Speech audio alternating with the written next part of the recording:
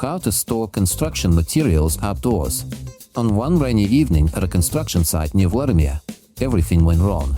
The foreman, who had been building houses for 5 years without a single client complaint, arrived at the site in the morning and froze at the edge of the foundation. Before him lay a nightmare. Bags of cement had turned into solid stone blocks, wooden materials were warped from moisture, and a roll of waterproofing membrane had stuck together like an old bandage. It had rained for just one night. Only one night. Yet the damage looked as if a hurricane had passed through. This wasn't merely a failure, it was a blow to his reputation. And all because no one had stopped to think how to store construction materials outdoors. Today, millions of people start construction projects with enthusiasm but end up disappointed. Not because of a poor design, not because of low-quality materials, but because of a basic mistake: improper storage. And this mistake destroys tens of thousands of rubles every year. What's even worse is that it keeps repeating over and over again. Because nobody talks about it openly. Because everyone thinks, well, we'll just cover it with plastic sheeting, and it'll be fine. And then the rain comes. Or the wind. Or the sun. And by then, it's already too late. Imagine this. You've bought 200 bags of cement. Each costs 800 rubles. The total amount is 160,000 rubles. You delivered them to your site, neatly stuck them into a pile, covered them with polyethylene, and weighted the edges down with bricks. It seems perfect. 3 days later, you arrive, and the bags feel hard to the touch. Inside, they're solid monoliths. Why? Because the plastic sheeting didn't just let moisture through, it created a greenhouse effect. Condensation formed underneath, water settled onto the bags, and the cement began hardening even before it ever reached the concrete mixer. Such cement is no longer usable for foundations, for floor screeds, for anything at all. You've lost 160,000 rubles. Not because you bought poorly, but because you didn't know how to store construction materials outdoors. Cement isn't just powder. It's an active substance that reacts instantly with moisture. Even a small amount of water penetrating a bag triggers the hydration process. And once it starts, it's impossible to stop. Even if you dry the bag in the sun, microscopic crystals have already formed inside. They reduce concrete strength by 30%, which means a foundation poured with such cement could crack within a year, and the house might start settling. This isn't a hypothesis. It happened to a family in Kaluga. They built their house over 2 years. 18 months later, a crack appeared in the foundation. The cause? Cement had been stored outdoors for 2 weeks. Even though it seemed dry, it was already damaged inside. But cement is only the beginning. Wood is an even more temperamental material. Pine, spruce, larch, all react to humidity. When a board absorbs water, it expands. When it dries, it contracts. And if this process occurs unevenly, the material warps. Waves, bends, and cracks appear. Then even the most expensive tongue-and-groove paneling becomes unusable. Near Moscow, one craftsman bought 15 cubic meters of larch for a terrace. He carefully stacked everything on concrete blocks and covered it with a top. 10 days later, rain came. The wind tore off the fastenings. Water flooded the stack. He didn't immediately remove the lumber. He thought it would dry out. But within a week, half the boards had warped. He had to discard nearly half of them. The loss amounted to 200,000 rubles, all because there was no ventilation. Proper wood storage requires 3 conditions. First, the material must lie on a level surface, preferably on wooden spaces. Second, there must be a 1 centimeter gap between boards to allow free air circulation. Third, the canopy must be sloped so water runs off and must not touch the stack. Many people make the mistake of covering boards directly, without a frame. Then water accumulates on the top, sides it, and drips straight onto the lumber. And if the top lies tightly against the wood, condensation forms, causing the wood to rot from the inside. Brick, seemingly impervious to moisture, is actually vulnerable.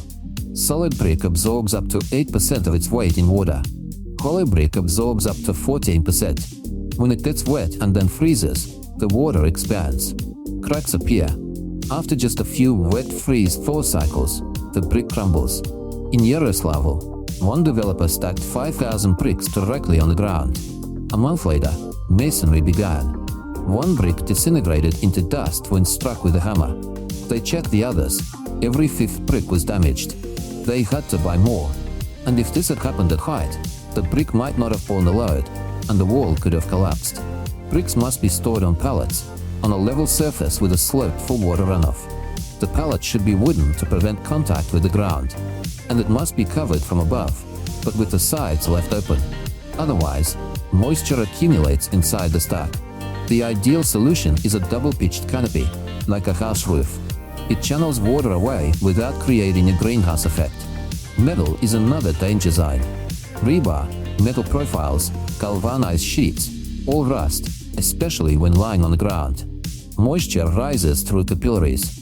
Even if the metal appears dry on the outside, corrosion is already progressing inside. In Saratov, a site supervisor bought 1 ton of rebar. He stacked it on the ground and covered it with plastic sheeting. A month later, he began tying the framework. The rebar snapped when struck. It turned out rust penetrated inside, weakening its structure. Concrete poured with such rebar wouldn't withstand loads. Everything had to be redone. Rebar must be stored on wooden supports, elevated off the ground to avoid contact with soil. Ideally, under a dry canopy. If no canopy is available, cover only from above, leaving the sides open. The sheeting must be stretched at an angle so water doesn't pool. And never use ordinary polyethylene. It tears in the wind. Use heavy-duty construction film or a PVC top instead. Gypsum board is one of the most vulnerable materials. It absorbs moisture like a sponge. Even high ambient humidity causes sheets to deform. If water gets on them, they disintegrate. In Krasnodar, one craftsman delivered gypsum boards and left them under canopy. It seemed fine, the roof was there. But overnight, strong wind blew rain in sideways. By morning, the sheets were wet. He didn't discard them, he thought they'd dry out. A week later, during installation, the sheets crumbled when cut and broke when fastened. Everything had to be redone. Even worse is when gypsum board starts to mold. Mold not only ruins the material but also poses health risks. Gypsum board must be stored only in dry indoor spaces. If no indoor space is available, use a sealed container or a canopy offering full protection from all sides. Sheets must lie either vertically or horizontally on a flat surface with spaces. Never stack them outdoors, not even for a single day. Polystyrene foam and mineral will seem indestructible, but they suffer too. Polystyrene degrades under ultraviolet light. After just a few days in the sun, it becomes brittle and crumbles. Mineral will absorb moisture and loses its thermal insulation properties. In Novosibirsk, a homeowner insulated his walls with mineral wool stored outdoors under plastic sheeting. A year later, dampness appeared in the walls. Why? The wall inside was wet. It hadn't dried, it had started to rot. They had to tear open the walls and replace the insulation. Insulation materials must be stored in their original factory packaging, in a dry place. If the packaging is damaged, the material is already at risk. It's better to repackage it into a sealed bag or cover it with a double-layer top. Now, the most important part: how to create a storage system that protects everything. First, the site. It must be level, with a slope for water runoff. Ideally, it should be concreted or covered with gravel. No mud, no grass. Second, pallets. All materials, except perhaps gravel and sand, must rest on wooden pallets or beams. Third, a canopy. A simple frame made of metal pipes or wood, covered with profiled sheeting or a top. Fourth, ventilation. No airtight covers. Air must circulate freely. Fifth, monitoring. Inspect materials every 2 days, especially after rain or snow. There are also clever solutions. For example, a temporary storage container. You can rent one for 3,000 rubles per month. It's dry, warm, and secure. Or build an arched frame from flexible pipes and stretch a top over it, like a greenhouse. Inside, you can store everything except dusty materials. Don't forget the small items either. Nails, screws, wall plugs, keep them in closed boxes. Paints and varnishes, store them in a cool place without temperature fluctuations. If it can freezes, the paint will separate. One of the smartest methods is the first in, first out principle. Use the materials that have been stored the longest first.